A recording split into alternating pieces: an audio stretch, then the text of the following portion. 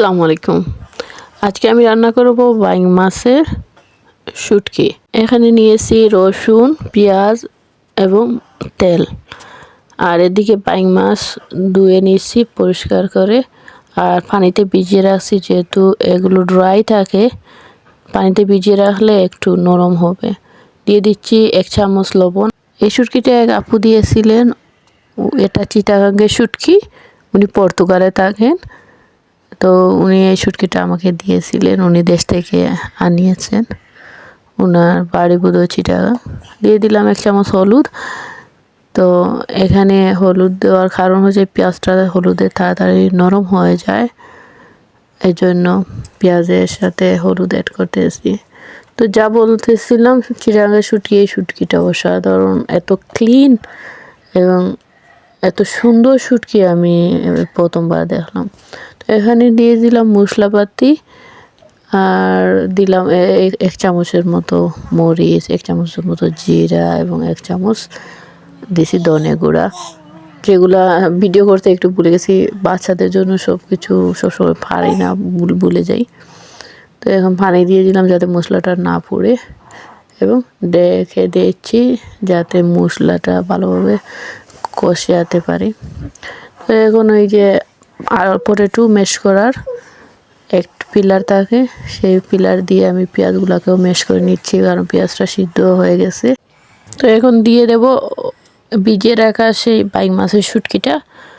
যে কোনো ড্রাই শুটকি ভিজিয়ে রাখলে নরম হয়, নরম হলে রান্না করতে একটু সহজ হয়, তাড়াতাড়ি সিদ্ধ হয়।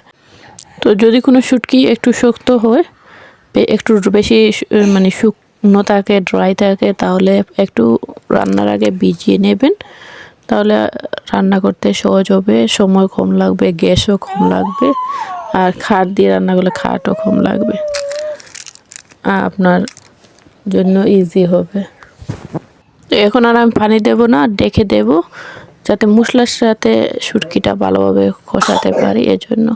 আর কিছুক্ষণ পরে পরে নেড়ে দেব, কারণ তলায় যাতে না লেগে যায়, তলায় লাগলে পুড়ে যাবে, পুড়ে গেলে তো আবার তিতো হয়ে যাবে তরকারি। তো একটু নেড়ে ছেড়ে দেব।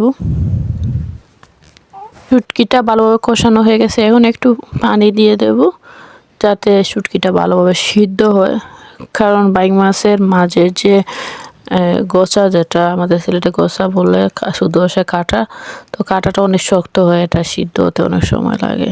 তো কিছুক্ষণ পর নেড়ে দিচ্ছি, স্লো করে দিয়েছি চুলা, আর নেড়ে দিচ্ছি যাতে তলায় লেগে না যায়। আর পানি অতিরিক্ত ব্যবহার করতে চাচ্ছি না, যে কোনো তরকারি বলে শুটকি বলে অতিরিক্ত পানি ব্যবহার করলে তরকারির স্বাদ নষ্ট হয়ে যায়। তো এর জন্য আমি তরকারিতে অতিরিক্ত পানি দিই না, এখন ডেকে দিচ্ছি আবার ভালোভাবে সিদ্ধ হওয়ার জন্য। তো আমার শুটকি রান্না হয়ে গেছে, এখন দিয়ে দিচ্ছি ধনেপাতা কুচি। এটা আপনারা দিতেও পারেন, আবার নাও দিতে পারেন, স্কিপ করতে পারেন। তো আমি দিয়ে দিলাম, আমার ভালো লাগে, আমার মনে হয় যে শুটকির স্বাদটা আরও বেড়ে যায়, এই জন্য আর কি দিলাম। তো এখন ডেকে দিয়েছি ধনেপাতাটা যাতে সিদ্ধ হয়ে যায়। এখন আমি ভাত খাবো শুটকি দিয়ে, আমি আর অপেক্ষা করতে পারতেছি না, কারণ শুটকি বলে কথা, তাই খেয়ে নিচ্ছি।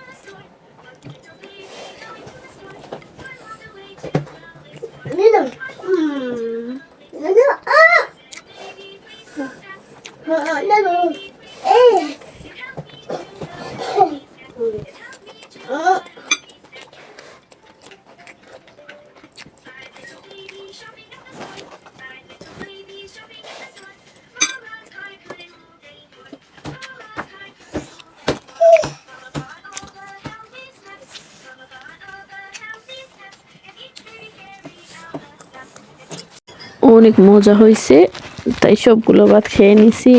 অন্য কিছু দিয়ে খেতে ইচ্ছা হচ্ছে না, তাই আবার আমি কিছু ভাত নিছি যাতে শুটকি দিয়ে খাবো। মানে অসাধারণ হয়েছে।